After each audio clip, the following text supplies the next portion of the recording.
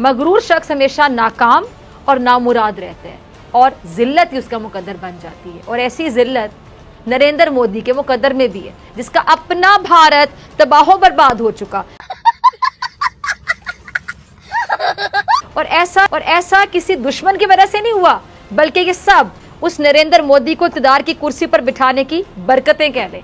मोदी गरूर के नशे में कह लें कि इतना चूर हो चुका है कि उसको दिखाई नहीं दे रहा कि वो हिंदुस्तान को बाकायदा कब्रिस्तान बना चुके हैं। अगला आईफोन आप जो अपने हाथ में पकड़ने वाले हैं, आईफोन 15। जैसे ही आईफोन मार्केट को हिट करेगा, आपके लिए एक आपको भी खबर हिट करेगी कि अगला आईफोन जो है उसमें बड़ी तादाद में या ज़्यादा तादाद में फ़ोन जो है वो मेड इन इंडिया बने होंगे। My God! बहरहाल हम तो अपने यहाँ आपको पता है कि लोगों की बेडरूम की ऑडियोज़ वीडियोज़ बनाना और बाथरूमों की बनाना, हम तो उसी में मसरूफ़ हैं। जितनी हमने वीडियो बना रखी हैं, अगर किसी बड़ी कंपनी के साथ मुआहदा करके उसको बेचा जाए तो मेरा ख्याल है कई अरब डॉलर तो वहाँ से भी आ जाएंगे। इंफॉर्मेशन है मुझे मोहम्मद बिन सलमान का दौरा भारत बहुत ही जो है वो फ्रूटफुल साबित हुआ और बहुत अच्छा साबित हुआ। उन्होंने 4 साल में भारत का दूसरा दौरा किया है, जिसके दौरान सऊदी अरब और भारत के दरमियान 100 अरब डॉलर के 50 मुआहदे तय पाए हैं। मुल्क की मईशत को तबाह बर्बाद कर दिया। नमस्कार दोस्तों, जय हिंद। दोस्तों, जैसा कि आपने इंट्रो में देखा और आपको न्यूज़ पहले भी मिल चुकी होगी कि जो आईफोन 15 है उसकी कुछ मैन्युफैक्चरिंग इंडिया के अंदर होगी। और सुनने में ये आ रहा है कि जो पाकिस्तान है, पाकिस्तान के अंदर भी शायद आईफोन जो हैं वो मेड इन इंडिया चलाए जाएंगे। तो ये खबर सुन के मुझे तो लग रहा है दोस्तों कि जो फिज़ा खलीफा है उसको बहुत बड़ा झटका मिलने वाला है। और ये भी यकीन है दोस्तों मुझे कि फिज़ा खलीफा है जो आईफोन मतलब एप्पल का बाइकआउट करेगी।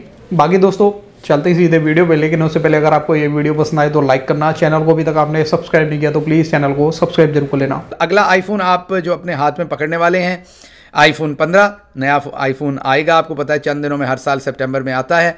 जैसे ही आईफोन मार्केट को हिट करेगा, आपके लिए एक आपको भी खबर हिट करेगी कि अगला आईफोन जो है उसमें बड़ी तादाद में या ज़्यादा तादाद में फ़ोन जो हैं वो मेड इन इंडिया बने होंगे। जी हाँ, मेड इन चाइना नहीं होंगे, अब मेड इन इंडिया होंगे। हमारे दिफाई और बहुत सारे जो इंपॉर्टेंट लोग हैं, मैंने उनको देखा कि वो व्हाट्सएप और उनकी बजाय फेस टाइम को प्रेफर करते हैं बात करने के लिए। समझते हैं कि फेस टाइम का ऑडियो जो है वो ज़्यादा महफूज है, वो रिकॉर्ड नहीं किया जाता। सबसे ज़्यादा तो वो ये समझते हैं कि पाकिस्तान के अंदर ही कोई उनको रिकॉर्ड नहीं कर सकता, इसलिए उसको इस्तेमाल किया जाता है। अब मुझे समझ नहीं कि जो मेड इन इंडिया आईफोन होगा उसके फेस टाइम कितना महफूज होगा या गैर महफूज होगा, इस पर मैं कह नहीं सकता, कुछ टेक्निकल एक्सपर्ट नहीं हूँ। लेकिन ऑप्टिक्स वाइज ये सोचा जा सकता है कि अब क्या बनेगा लोगों का जो ये कर रहे हैं और क्या सोचेंगे। बहरहाल हम तो अपने यहाँ आपको पता है कि लोगों की बेडरूम की ऑडियोज़ वीडियोज़ बनाना और बाथरूमों की बनाना, हम तो उसी में मसरूफ़ हैं। पता नहीं हम किस इंडस्ट्री से अरबों डॉलर कमाना चाहते हैं। वैसे जितनी हमने वीडियो बना रखी हैं, अगर किसी बड़ी कंपनी के साथ मुआहदा करके उसको बेचा जाए तो मेरा ख्याल है कई अरब डॉलर तो वहाँ से भी आ जाएंगे। सोचने की बात है तो शर्मिंदगी की, लेकिन है तो सोचने की बात है। नाज़रीन, सऊदी अरब ने हिंदुस्तान के लिए सरमायाकारी के अंबार लगा दिए हैं। सऊदी वली अहद मोहम्मद बिन सलमान का दौरा भारत बहुत ही जो है वो फ्रूटफुल साबित हुआ और बहुत अच्छा साबित हुआ। उन्होंने 4 साल में भारत का दूसरा दौरा किया है, जिसके दौरान सऊदी अरब और भारत के दरमियान 100 अरब डॉलर के 50 मुआहदे तय पाए हैं, जबकि सऊदी सरमायाकारी के लिए मुश्तरका टास्क फोर्स बनाने पर इत्तफाक भी हुआ है।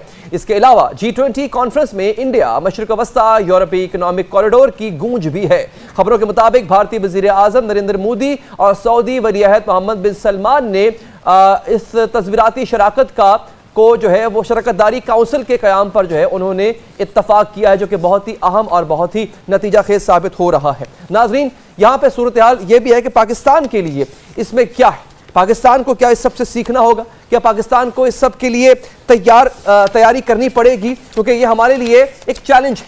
नाज़रीन, इजलास के मुश्तरका सदारत की जिसमें भारत से सऊदी करेंसी में तिजारत और खलीजी ताउन काउंसिल से आज़ाद तिजारती मुआहदे पर बातचीत तेज करने पर इत्तफाक भी हुआ। इसके अलावा हाइड्रोकार्बन, तवानाई, पेट्रोलियम, स्ट्रेटेजिक ज़खायर की शराकतदारी में अपग्रेड समेत 8 मुआहदों पर दस्तखत हुए हैं। भारत और खलीजी ममालिक के दरमियान राब्ते के लिए बंदरगाहें, रेलवे, बेहतर सड़कें, बिजली, gas grid, optical optical fibre network भी मुआहदों में शामिल है, जबकि यह भी तय पाया कि $100 अरब सरमायाकारी की निस्फ रकम महाराष्ट्र रिफाइनरी पर खर्च होगी, जिस पर 2018 में मुआहदा हुआ था। $100 अरब के इन नए मुआहदों से पहले ही इंडिया और सऊदी अरब के दरमियान सालाना तिजारत $5000 अरब से ज्यादा है। यही नहीं, सऊदी अरब में 700 से ज्यादा इंडियन कंपनियां काम कर रही हैं, जिन्होंने तकरीबन $200 करोड़ अमरीकी डॉलर की सरमायाकारी की है। इनमें L&T, टाटा, TCS, शाहपुर जी जैसी बड़ी कंपनियां शामिल हैं। इंडिया में सऊदी सरमायाकारी की बात करें तो मार्च 2021 में तक ये $300 करोड़ अमरीकी डॉलर से ज्यादा थी। इसमें सऊदी आरामको, सबक, हॉलिडे जैसी बड़ी कंपनियां शामिल हैं। यही नहीं, सऊदी अरब ने इंडियन स्टार्टअप्स जैसे फर्स्ट ट्री, ओला, एवो और PTM के बड़े पैमाने पर सरमायाकारी की है। सऊदी अरब ने 35 लाख करोड़ के न्यूम प्रोजेक्ट पर इंडिया की मदद से हाइड्रोजन प्लांट पर काम भी शुरू कर दिया है। मसला भारत के आगे जाने का नहीं नाज़रीन, G20 का भी नहीं है। मसला यह भी नहीं है कि मोहम्मद बिन सलमान ने वापस जाते जाते पाकिस्तान को चंद घंटे भी नहीं दिए। मसला यह है कि हम किधर खड़े। मसला यह है कि हमारा आयरन फ्रेंड हमारे पास आने से गुरेज पा क्यों है। हमारे मिडिल ईस्ट में स्ट्रेटेजिक ताल्लुकात क्यों नहीं है। अमेरिका और यूरोप से ताल्लुकात अच्छे हैं, ना ही रूस से। मसला यह नहीं है कि हम पीछे रह गए, मसला यह है कि हमारे पास आगे बढ़ने का कोई लाहे अमल नहीं है। मसला यह है कि हमारे पास कोई विजन नहीं है, हम एडहॉक पॉलिसी से मिलकर आगे बढ़ना चाहते हैं। सऊदी अरब हमारा दरीना दोस्त, हमारा भाई, हमारे मुश्किल, तो सारी खरबों रुपए इन्वेस्टमेंट वो इंडिया पे कर रहा है, पाकिस्तान आ ही नहीं रहा। ये है हो क्या रहा है? काजी साहब असल बात बताया ना, भारत सऊदी अरब 50 मुआहदे, तो क्या पाकिस्तान पाकिस्तान ਤੁਸੀਂ ਪੰਜਾਬੀ ਦੀ ਇੱਕ ਕਹਾਵਤ ਸੁਣੀ ਹੈ ਕਿ ਮੱਝਾਂ ਦੀਆਂ ਭੈਣਾਂ ਹੁੰਦੀਆਂ ਨੇ।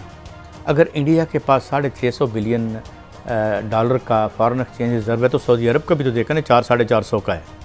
देखें हम ना 3 में ना 13 में ये जो है ना, ये थे वो हमारे जराए जेड़े चुक असी लंदन ले गए सा।